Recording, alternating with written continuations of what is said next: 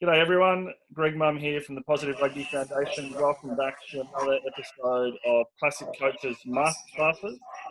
Today we're very privileged to have current Sydney Uni, but departing shortly to Leicester, head coach, Rob Taylor. Welcome, Rob. Yeah, thanks, Greg. Pleasure to be on here and share a few thoughts that will hopefully provide some good direction for, particularly the club environment. Yeah, good to be on here. Fantastic. And, we're very privileged, mate. I know you're heading off to the UK shortly, so grateful for your time before you head off, and particularly after, what's some challenging times in Toot Shield at the moment, working out where the direction of the comp's going.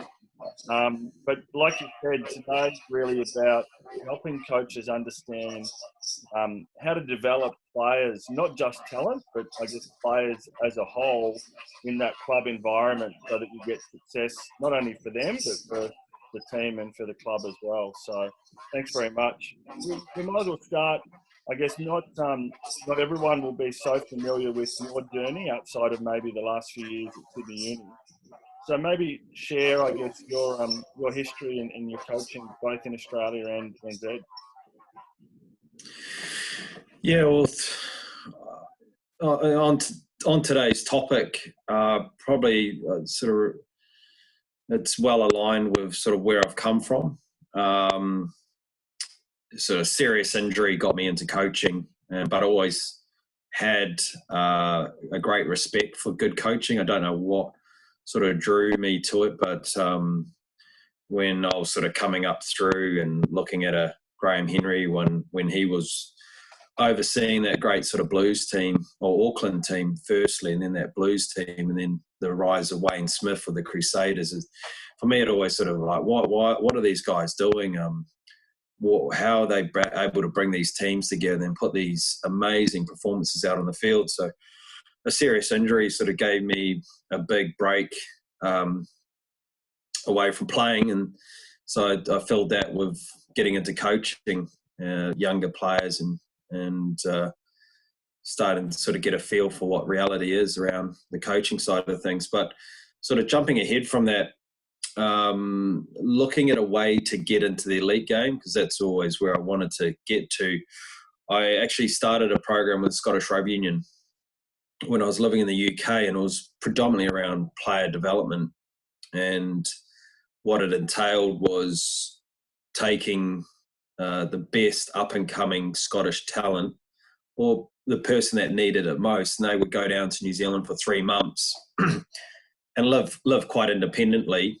They would have to organise themselves and get to club training, and sort of take a gap year where a lot of those young professionals in the Northern Hemisphere don't get to take that gap year, where a lot of your maturity happens and life experiences. So that was called the John McPhail Scholarship. So I sort of came up with a concept and worked on it with them for a while. And actually the first guy that undertook that trip was John Barclay, who just finished up as, probably played 60 caps as captain for Scotland. I did that for about 5 or 6 years, and that got me an opportunity to become director of rugby at Auckland University rugby club there. Really well-respected club with Stephen Luatua, Jerome Kano, many sort of 80s, 90s legends, and Grant Fox, Sean Fitzpatrick, and a lot of different personalities. Graham Henry's club as well. So I was director of rugby coaching there, also doing at the same time in the Auckland setup with Auckland age grade teams, representative teams. So you do your club for 2/3 of the season, and the back end would always be representative rugby. And I also did Auckland B provincial there. And that was sort of a bridge to jump over and join Sydney University club, sort of being part of that university rugby network. I built up a few relationships there, and an opportunity came up. And this would have been my 5th year at Auckland University. So I've been in a paid capacity in club rugby for what would be about 10 or 11 years now, sort of pretty back to back. I took a 2-year gap where I was still in a rugby company but I was outside of Auckland, still doing some coaching, but I was spending a lot of time with different Super Rugby teams and Mitre Cups, so I was still around a big coaching environment. But it's been 12, I reckon 10 to 12 years. Yeah, in some paid capacity. Most of it's been full-time in a club environment, so I sort of felt like I've done my apprenticeship and really know the landscape very well. Therefore, looking forward to the next opportunity in the professional level at Leicester. Yeah, fantastic. I had the privilege of running into John Bowe, who was at Iran's way back, who coached Samoa in 2003. And John, I remember John, I was only a young pup then, said, you know, the longer your apprenticeship, the longer you stay at the top. So it sounds like you've given yourself a good foundation. Yeah, I actually had a coffee with Dave Rennie quite a few years ago when he was still at the Chiefs, and I think all the successful coaches, their advice is always take your time, do your apprenticeship. There's no rush, and there's a few topics related to that. You know, what we're going to talk about today, I think, is really important for the players as well to have that sort of same mentality that the club level is a great place to make mistakes, try things, and whether you're a coach or player. So that really resonated with me from, you know, Dave Rennie. And so coming to Sydney University is it's just been another big boost of development over the last 4 years, and it gives me a lot of confidence now to step up. I wouldn't want to be going up to the pro level and having any doubt. Obviously there is doubt there still, and that's what keeps you hungry every day. But when you step up, you need to know your stuff. You need to know, and you need to be really confident in it. So, yeah, certainly done my time. Yeah. And was there anyone over that journey, you know, you've obviously had the experience of, you know, mentioned guys like Graham Henry, Wayne Smith, Dave Rennie, you know, floating around some Scottish setups.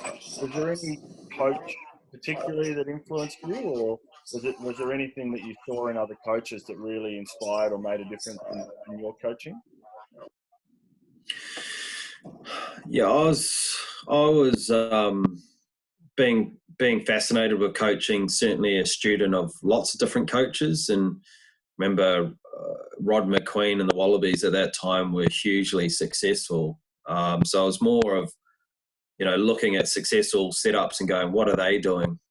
And that could be, you know, at that time as well, Clive Woodward in England. There was Graham Henry in Auckland and the Blues, who was so dominant, and then the Crusaders started to come up. So it probably wasn't one specific. It was studying who's doing what, why is it working, how does that fit into sort of how I see the game or what I love about the game. So I was always sort of studying different coaches, but there's obviously been a few that have had a big influence that I've sort of had along the way. I think it's really important to have good mentors. It's not being a former player of distinction. You really, really need to be around people that have been there and been successful, that can and are willing to help develop you, but also for those people to hopefully give you a step up to another opportunity as well. So you got to surround yourself with as many people as possible, and, you know, good people. And part of getting the Leicester opportunity was having a good diverse range of references that they could speak to. So again, being someone that I wanted to go out and meet the people that are doing well, ask questions, build a relationship with them. That diversity certainly helped getting the next opportunity, rather than just singly having just one person or even two people sort of to go to. You know, I'd go down to Christchurch, find out what are they doing. I'd go to Wellington, what are they doing? Going overseas and going into different environments, and you meet people, you expand your network, and hopefully you're able to present some stuff that, you know, resonates with them as well. And so to get that credibility, I think, to then go to the next level, having an expansive network of people that are doing well in the game as well will aid you and really help you get over the line. Yeah, I think that's a really good point. You know, a lot of coaches coming through, particularly those that haven't played at an international or professional level, really struggle with that concept of how to make that jump, and mentors not only give you the confidence that you're on track and that your thinking is in line with their thinking perhaps, or that some of your ideas are good ideas, but like you said, give you that network that that perhaps you haven't had because you haven't played with the guys that are at that level or whatever else. So, right. Yeah, just one more point on that. That is really important, that you have those mentors that you can speak in confidence with. You know, as part of a bit like the content today, you know, you've got to be able to make mistakes or run ideas across people that can give you really good feedback around it, and obviously also encourage you. So those mentors, in terms of whether you're a former player or not a former player, you need that little group as well around you, whether that's 5 or 6 or 1 or 2, that, you know, you might have a wider group, but you have 1 or 2 people that you can run all your ideas across, discuss, should I do this, or what about in this scenario, and not be judged. You know, someone that's going to be able to work with you. And I think, you know, again, touching on what we're talking about today, I think the same applies to players in club level, you know, where they're able to make mistakes, they're able to try things and not feel like they're going to lose their contract or miss out on an opportunity. So, yeah, that's been really important in my development as well. I've been lucky to have people that I've been able to trust and bounce stuff off and get really good feedback back from them. Yeah, it's a good point. I think the higher you go up, like you said, whether you're a player or a coach, it can get lonelier as the pressure gets increased. So having those people that you can have confidence with and help you without that fear of failure are vital. So why don't we start at the beginning then, in terms of the club level? You know, where or how do you identify talent at a club level, and is it something that you look to develop in everyone, or, you know, do you just work with a select group of talented players that you identify? Yeah, I mean, in terms of a simple thing, for me, you know, in terms of identifying talent, I like to get out and meet people or watch games, have a trusted community of people that are also watching the game that share alignment with. And I certainly like to do my homework, and the more I can see or connect in with in terms of recruiting players to the club, I like to, you know, have a big expansive picture and target list. But what I sort of reflected on and is really important is obviously then you're knowing what you're looking for.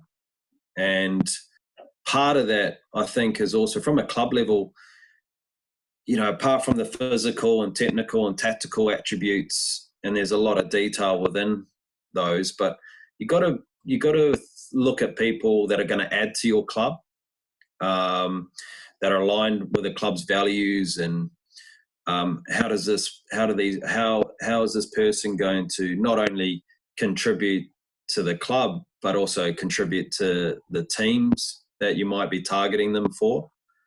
You know, it's all in well, let's go get the best player, and he's strong, he's got good skills, but every club has their own personality. I firmly believe that, and you've got to keep feeding in the right people that are going to enhance that personality of your club and going to make it a good environment for others to want to be part of that environment too. So you need really good awareness of what your club's vision is. You know, what does that look like on the field? How would your players be acting or playing on the field? What do they look like off the field? You know, big part of club rugby is the field aspect. Are you recruiting people that are going to stick around and socialise and bring their parents along, talk to the older players, engage the younger players, engage different groups to the club? I think you need to be, you know, ultimately, if you're an agent for your club in terms of a coach or DOR or whatever, you need to have that at the top of your list, in my opinion. And how do you do your due diligence around that? Because, you know, a lot of that sounds as much around character referencing as it is around, I guess, watching them play. Do you talk to their coaches or people that you know that have a common connection with the person and try to find out that way? I mean, first and foremost, I try and meet the people. I remember many nights at club rooms, tracking down someone's phone number, giving them a call, and I like to meet them in person, and I like to have the parents involved as well. Obviously, the references from the coaches and maybe your sort of scouts for your club, you might call them that, or just passionate supporters of the club that might be at different grounds and different places in Australia that are looking for you. But ultimately, I like to get in front of the player. And again, it's about coming back to that club's vision that I know this person, if they do come to this club, they know what they're coming into. They know what we're about, that they know or believe that this is a place that they're going to be here for life. And that you're only going to really, you know, it's all in well chasing the talent and just get them through the door. But I think it's really important that they hear from the club and understand what the club looks like, where it wants to go, what type of personality is the club. Are we a very serious club, or are we a bit more of have a laugh at ourselves club? Where are you on that spectrum? So for me, I'll spend as much time calling people, spending as much time in front of them as I can, and get to know the person.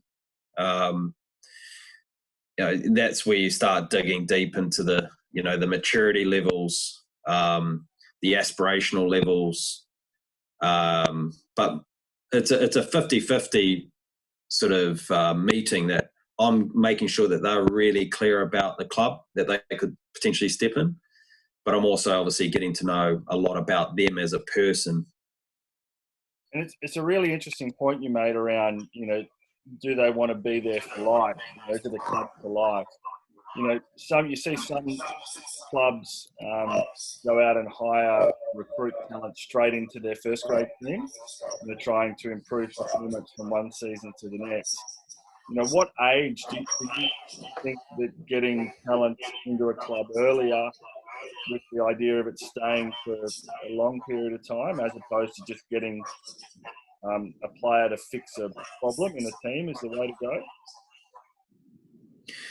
Yeah, nice to be able to achieve both, but I think for me, it's about recruiting for life. It's recruiting the next coach or next volunteer, board member, admin. I even though that I won't necessarily bring that up with the player, but that's certainly in the forefront of my mind, is this player I'm sitting across the table from, is that someone that's going to become a really passionate player about this club, and then because they enjoy it so much, they become a coach or they become a volunteer.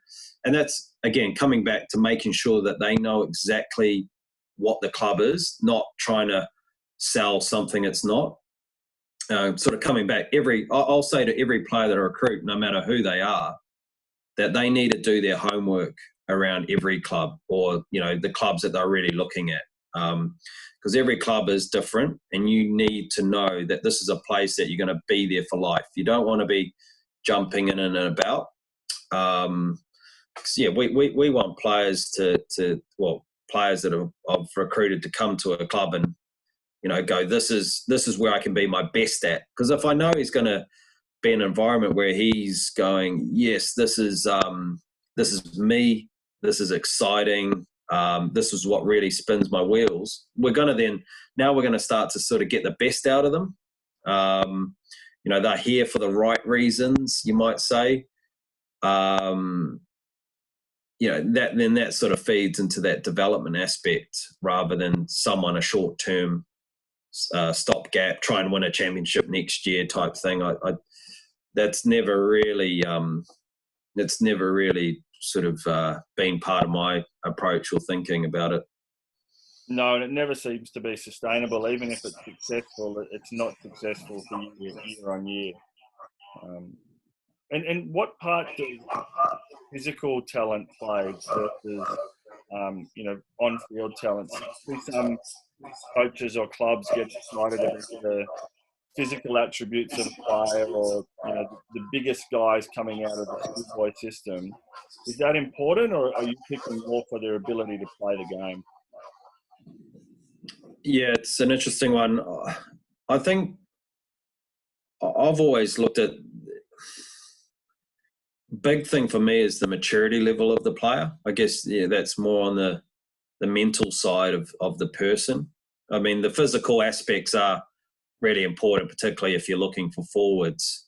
You've got to have some sort of shape or promising shape, but it's always future focused too. What could that guy grow into? What could he become taller or wider or squarer or faster? But the biggest thing that I've always picked on, and from guys that have gone on to the All Blacks or Wallabies here, is their maturity levels. And again, you're not going to get to know that till you meet them in person. I've sort of found that the best players that have gone on are a little bit older than their age.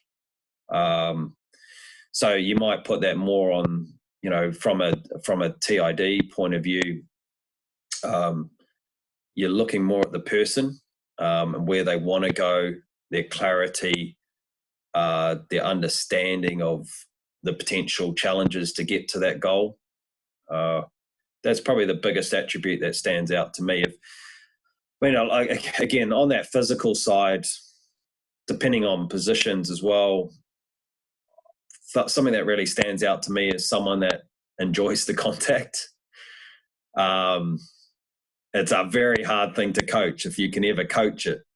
Obviously, it doesn't apply to every position, but it sort of also ties in, is this person a really competitive person that embraces the physical aspect of rugby? I mean, rugby is a contact sport.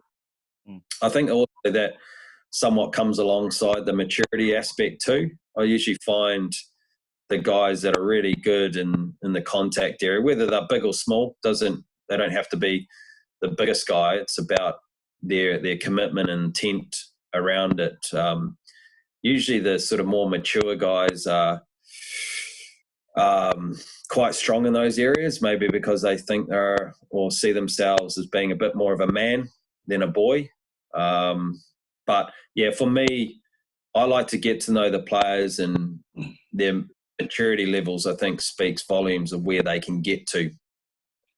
And probably slightly controversial, but is that why country kids quite often have some positive attributes in terms of that early kind of recruitment for rugby? I know Sydney Uni's got a partnership with Central West, and I know when I was coaching, country kids always had a toughness to them, but also a maturity perhaps from spending time with a whole range of different people out in the bush and ages. Do you find that a little bit? Is it important to have some country in your team? Yeah, the same thing applies in New Zealand. Get the country kid. Like if there's a country kid that has some ability, could be a speck of ability, go grab him.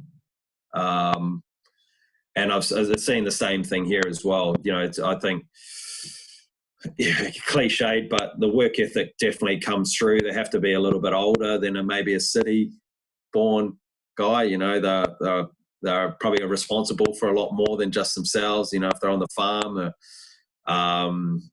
early mornings. They've got to stick to that and milk the cows, or fencing and bits and pieces. I'm a huge fan of grabbing the country guys, because they do have that extra maturity, and that maturity you might throw in there, that sort of mental toughness as well, to sort of get the job done, which they have to do on the farm. There's no sort of grey areas on that, and I think they really they bring that. So yeah, always at the top of my recruitment list. Oh, good. That'll keep some of our friends over the hill pretty happy. So, and there's ironically, in the Australian sense anyway, our numbers in the country are doing really well. There's almost as many participants in country regions now as in metropolitan. So it's a good place to look if clubs aren't looking there already. So just on developing, are there structures or systems that you put in place, or do you look to develop each player on kind of an individualized plan? Yeah, we're just experiencing club rugby. It'd be nice to have a really structured development program for players, and have individual IPP forms, individual performance plans. But obviously everyone knows sort of in clubland, it's very hard to have the resources to have either volunteers or the limited staff they have sitting down with every player and creating a really detailed plan. So we try and do that to the best we can. But predominantly we focus on creating an environment where the players take a lot of their own personal development on, really encourage them to think of themselves as a coach, and how we help them achieve that and become their own sort of coach or development manager is we make sure that they're very clear of what their vision is or what they see as best for their position. I'm big on creating massive clarity around what that looks like, not just some words, but what does it look like? If you're world class in your position, and you're playing a game on Saturday, how would people describe a moment in the game where you're at your best? Or, not only for themselves, but also getting clear what world class looks like. So who's the best in your position? What do they look like when they're doing bits and pieces? Then the flip side to that is asking them, well, let's look at some of your clips. Where do you see yourself currently at? What do you look like? Then the question is, what do you need to do to go from this to that world-class vision? What do you need to do at the breakdown there? Well, what are you noticing? So it's quite a sort of questioning approach that builds awareness and gets their brain going. Oh, yeah, okay, what do I need to do to be lower there, to pass better there, to kick better there? What's Michael Hooper doing there in his support lines? If he's world class at it, how does that compare with my running line? So we try and create a really independent environment where players are able to, they've got to have a clear destination. They've got to build awareness of where they're currently at. But I really like challenging them and encouraging them to find out that pathway from getting themselves from B to A. Obviously, that's when coaches can drop in here and there and go, oh, why don't you look at doing this or training this? Or maybe S&C need to go, mate, you need to get your fitness up. If that's your vision, you need to start hitting these targets from a physical point of view. But I mean, just in that limited environment of club rugby with resources and coaches to player numbers and their availability, you really need to create an environment where the players are thinking and know that they're ultimately responsible for their own development. You've just got to give them some direction and then find that time where you can help them along. Yeah, I guess that comes back to your point earlier around maturity as well. So you need that maturity in players to be able to pick up that approach and run with it or something. Yeah, that's a big part in our recruitment, that we're looking at people that are mature, that can be independent. They probably had success in multiple areas, not just in rugby. They're able to balance their studies, they're able to balance social life and family life and a job. And if they're able to manage those things, we know, they're going to be pretty independent when it comes to developing themselves as a rugby player. we're just got to help shape them a destination that they want to get to. And part of that destination is tied into why they play the game, what they really love doing. If it's a player that loves contact, well, that vision has got to include contact elements to it. Talk us through like a game, talk us through a moment in the game where you're really expressing that love for contact. What would it look like? What does best look like in terms of the contact area? What's their body position? Where are they making those tackles on a player, or what do they look like when they're making those ball carries? And therefore, when it comes to actually doing the work to get them from B to A towards their vision, if they're doing something they love, it's going to be a lot easier to get into that grind of getting fitter, faster, stronger, practicing all those skills and doing those extras to get to that vision. So, yeah, getting the right people in the door is going to help a lot, that they're going to be ultimately independent and become their own coach, but also tying into that vision stuff that they love. So that's going to keep driving them and motivating them to work towards it. Yeah, awesome. And do you find that if you can get that right with the individual, that leads into developing teams and leadership, or do you develop teams separately, or do you develop leadership separately within a club environment? Again, sort of coming back to the ultimate, having an ultimate vision for your club and your teams is at the top of my list for recruitment. How is this person going to fit into this club? How are they going to enhance this club? Is this club even for them? Even though they might be the most talented player. I've met plenty of talented players that would want to come to the club, but you're like, really, I don't know if this is going to bring out the best in you and you're going to really fit this club and enhance this club. And that's the same with teams. I think the best teams I've been involved with and that I've recruited those players, I know they're going to add to the team environment, because ultimately rugby is a team sport. And the better your team is and the more enjoyable that team environment is, that's going to bring out the best in individuals. So I mean, from a club perspective, I'm really like thinking the bigger picture. Where does this person fit into this club? And then secondly, how would this person fit into the teams want to sort of put together? You might already have 2/3 of the team here at the club. What is this third I'm looking to recruit? Are they going to enhance that team? How are they going to fit into this team from a personality perspective, a maturity perspective, a work ethic perspective? Obviously, you can pick up the odd player that it might be challenging for them. Some you win, some you lose, but some of those guys will mould into the team.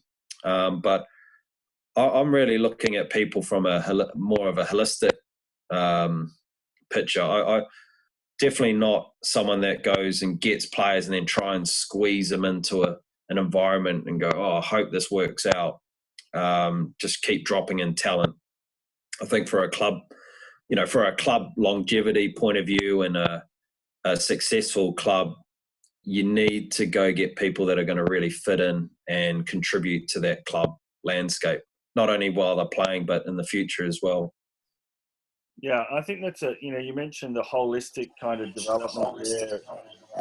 How do you find one of the things in the professional environment that athletes have is the time, and they've got players associations and they can develop that kind of whole person.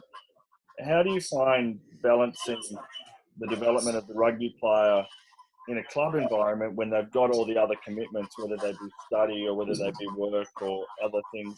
How do you find that balance, or is it just one and the same thing? Again, I think it comes back to recruitment. Getting those people that are quite high achievers into the club and really targeting them.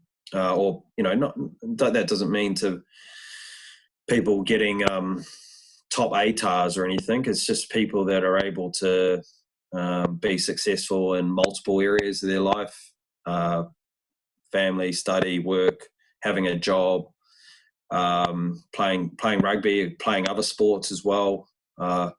It certainly makes it a lot easier. So when those people come into your environment, they've got to juggle those commitments with study again, or doing an apprenticeship, or working, or a social life as well, because obviously a lot of people that come into club rugby they're probably going to have a bigger social life than they've had before. It's a lot easier if you've recruited people that have some sort of management around those different areas of their life. Again, in terms of club resources at hand, you can give some guidance to people to how to balance that. And there's always, if you've got some good coaches throughout your club that they're able to do that as well with their respective teams and respective players and provide some wise advice around getting that balance. But again, if you recruit those people and you also talk about that this is a club where being successful is managing all these areas, so the players are hearing that and they start to have to buy into that. They have to realise that it isn't just about rugby. It's about being a good person. It's about getting my marks. It's about turning up to work on time. For both clubs, I've been heavily involved in Auckland University and Sydney University. Being a university club, it's very much more than just rugby. So not only do we try and recruit players that can manage a lot of different areas of their life, they're going to hear about that a lot also once they're in the environment. It's not, believe it or not, at Sydney Uni, it's not just about winning games. We want well-rounded people, because if they're doing well in other parts of their life, that will definitely come through into their performances, into their training, and their overall engagement in the club. And do you think if you were outside of a university setup, do you think those principles still apply in terms of helping, is it the role, obviously, to recruit that, partly, to recruit people that are well-rounded, yeah, but then to further develop that, regardless of whether you're a university club or not? Because I think some people think that it's an investment that they don't get a return from. But what you're suggesting is that regardless of where you are, investing in the whole person will get a return on the field as well. Yeah, I think any club sort of come back to their ultimate vision. Are you recruiting someone that's going to become a coach, or someone that's cooking the barbecue? Or we had a big grass bank at Auckland University, and we talked about recruiting to fill that bank in 20 years' time. So, people that are going to come back, buy a beer, buy a sausage, stand on the bank, support the next generation. And I think to achieve that, like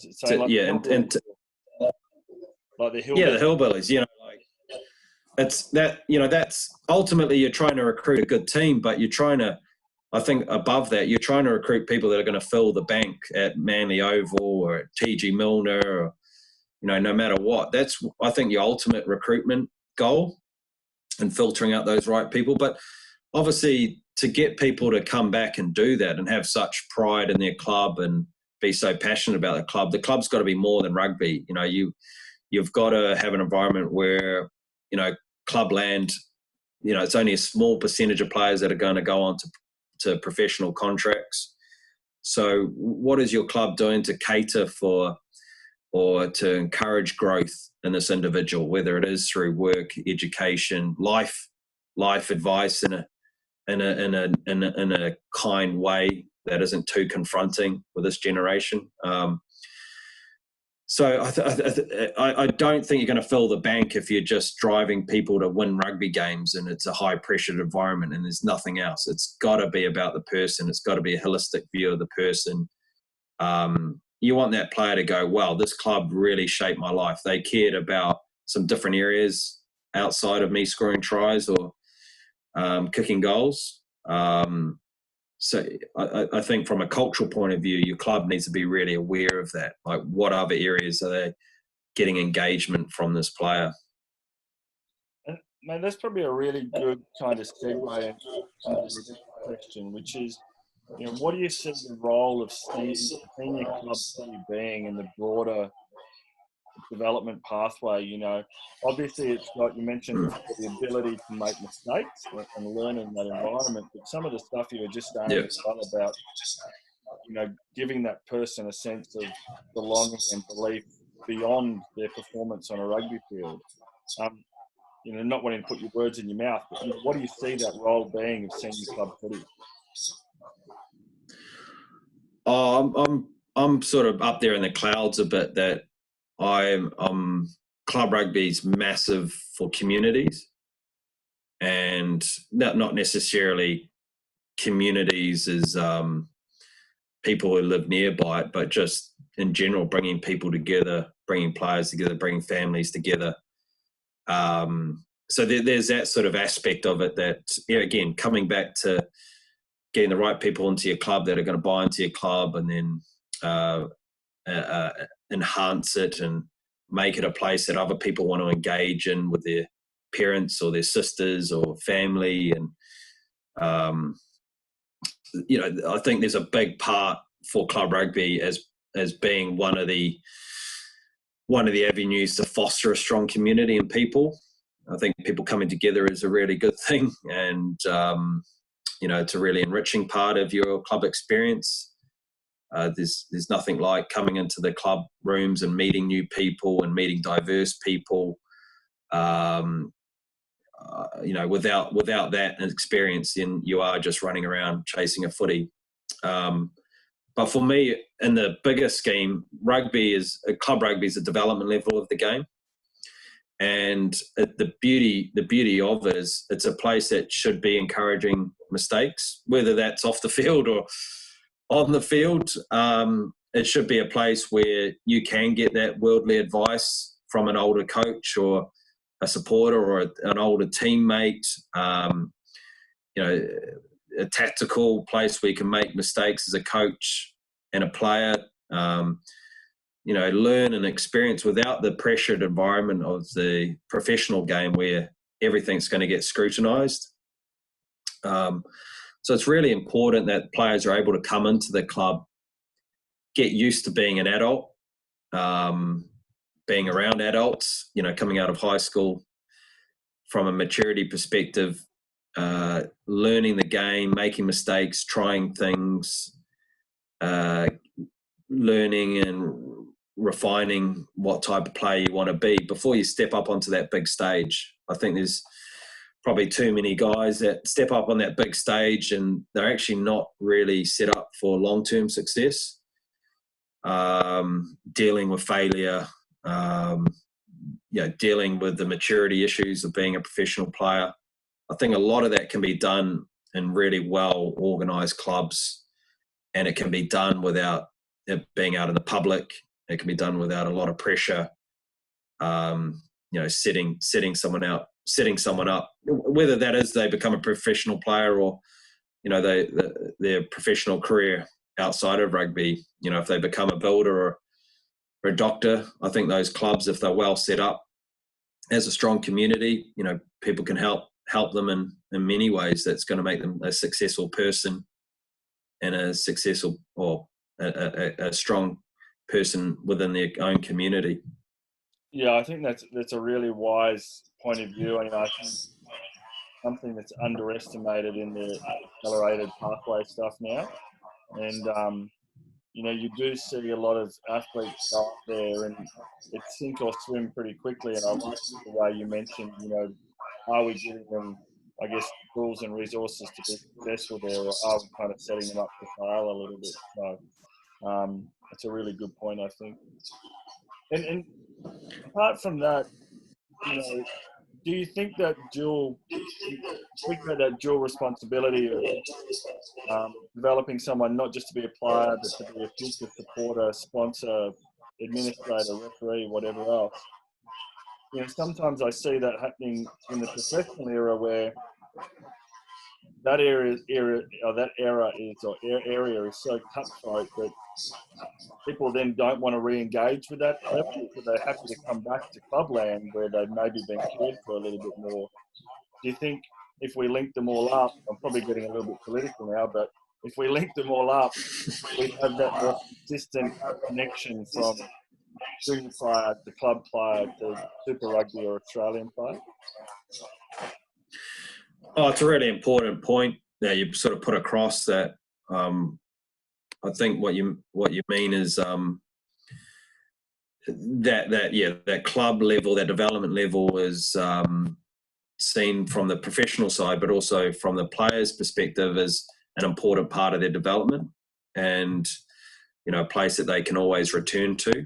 I guess the danger is, and you're seeing it a lot in New Zealand, is players jumping directly from school rugby into professional environments, and then therefore they sort of lose that connection with the club game, which will always be there for them. That's the great thing about club rugby. It should be a home that you can return to when you're 80 and get a beer and be around people, like-minded people, and enjoy watching a game. I guess the professional game's a little bit more cutthroat around that. It's not probably an easy place to just return to and rock up in the door and just turn up and go, oh, want to watch a game? Well, you got to pay for a ticket, mate, or you can't walk in. You got to go around, queue up.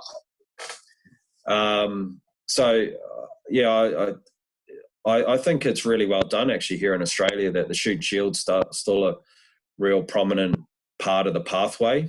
I'd hate to see that diluted with more players just going straight into a professional environment and being the rhetoric around that is like, this is where you're going to become your best, and without any sort of acknowledgement of what the club can do for a player from a personal development level and from a playing development. I think it's really important that that's seen and talked about as an integral part of their pathway to become ultimately a good player, but more so a good person. Yeah, that's a great point. And mate, is there anything else, I guess, that you haven't touched on around your experience in that club area and whether it's developing the player, the person, the club that you want to share? I think ultimately for me, if there was something what I really focus on is, and I touched on it slightly, is about the love of the game. If you're going to keep people in the game, whether they're a third cult participation type player or a future Wallaby, you've got to learn about why they play the game. And that might be because of the friendships. That might be because I love hurting people. That might be because I like scoring tries. And, so you at a club level, because these people can leave at any time, they're literally customers coming in the door. They can walk out at any time. You need to take time to find out why they love the game or enjoy the game, why they started. And for me, it's always been about trying to foster that love, sharing my passion for the game, and finding areas that we both love and developing that, and how we can include. I think back actually to my sort of Colts days actually, and we used to train the first Colts to third Colts all together, and we've had guys that have gone on to Wallabies and Super Rugby from that. A very diverse range of players. I'd want that every training session, each individual, this is sort of a big pie in the sky goal, but each individual's why or love for the game was included in that training session. And that being from a top range player down to a guy that can hardly catch a ball. Have I tapped into the reason why he's playing the game? Because if I'm able to tap into that somehow, obviously you might miss that some nights, and you might go up to a few players after training and, connect in with them. Did you enjoy that? And what did you enjoy about it? And how good was it? I think it's really important as a club to be aware of why your players are playing, and that you're tapping into that every possible moment. That's not only going to keep them in the game, but again, it comes back to, are they going to be the person on the bank buying a beer, buying a sausage, or coaching a team, or being an administrator, being a volunteer? I think you need big awareness around why people are here. Yeah, I think it's a really important point you make, and some of that, some people's why is just being alongside the really good players. A lot of board members or coaches come back because they're why for staying involved with the game is I got to play with this famous player, or I got to play against this famous player, and, you know, giving people access to that's a really good point, I think. Well, mate, thanks very much for today. There's been some not only really good specific rugby things, but I think some great lessons for clubs as a whole as well. And we wish you all the best on your trip overseas, mate, into the professional ranks. I'm sure you'll be very successful. And well done on your work at uni. Obviously, a place close to my heart for those that know me. And nice to see the success there. So thanks. Yeah, hopefully there's a few things. I'm really passionate about the club game. It's given me a lot over quite a few years of playing and coaching. And so hopefully there's something there in that content that really, you know, people can use at their club or generate some new ideas. But I'm really grateful for my time in club rugby, and I'm sorely going to miss it. And I can't wait to come back and be the guy that buys a beer and a sausage at some stage. And that's just because the experience those clubs have, the experience and mentors and relationships and friendships those clubs have provided me. So yeah, thanks for your time today, Greg, and look forward to catching up again sometime in the future. All the best. Cheers, mate.